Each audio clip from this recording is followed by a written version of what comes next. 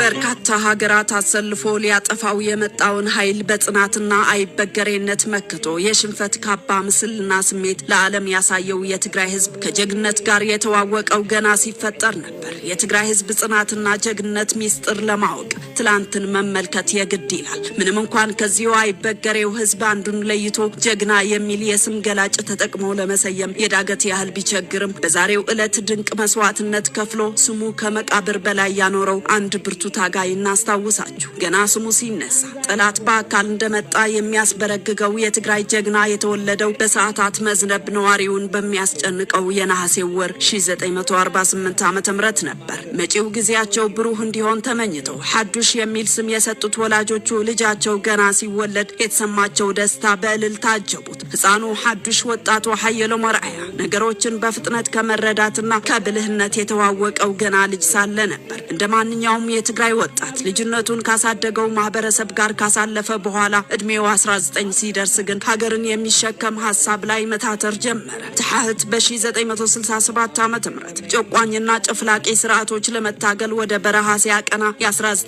ዓመቱ ሀየሎም አርአያም የትግል ጉዞው በትግራይ ገደሎችና ሸንተረሮች ብሎ ጀመረ። ሀየሎም ለዛ ትግል ምክንያቱ አንድና አንድ ብቻ ነበር። የሀየሎምን አንጀት ያራሱ እጆች በመስፍናዊና ወታደራዊ ኃይሎች ሲታጠፉ አንገቱን ቀና አድርገው በስስት የሚመለከቱ ያደገበት ማህበረሰብ አይኖች እንባ ሲያቀሩ የሚመለከት ልቦና አላደለውም። እናም ራሳቸውን ከፈጣሪ በላይ አድርገው በጭቢያቸው ፍጡራንን የሚረግጡ ጨፍላቂዎች ለመታገል በረሃ ወጣ። ያኔ በነበሩ 4 ጋንታዎች ደደቢት ተብላ በተሰየመችው ጋንታ አዛዥ በመሆን ከጅምሩ የላቀ ኃላፊነቱን መወጣት ጀመረ። በትግል ከተንቀሳቀሰባቸው አካባቢዎች አንዱ የሆነው የራያ ህዝብ ሀየሎም በጀግነቱ ብቻ ሳይሆን በደግነቱና ለህዝብ ባለው ተቆርቋሪነት ያውቀዋል። ሜጀር ጀነራል ሀየሎም አርአያ እንደ አዋጊና ተዋጊ ሆኖ በተሳተፈባቸው አውደ ውጊያዎች ጠላት ድባቅ በመምታትና አንጸባራቂ ድሎችን በማስመዝገብ በትግራይ ህዝብ ትግል ትልቅ አሻራ አኑሯል። ከ1000 በላይ እስረኞችን በትልቅ ወታደራዊ ጥበብ እንዲፈቱ የተደረገበት የአጋዚ ኦፕሬሽን ከመምራት እስከ ከባድ አውደ ውጊያዎች በመምራት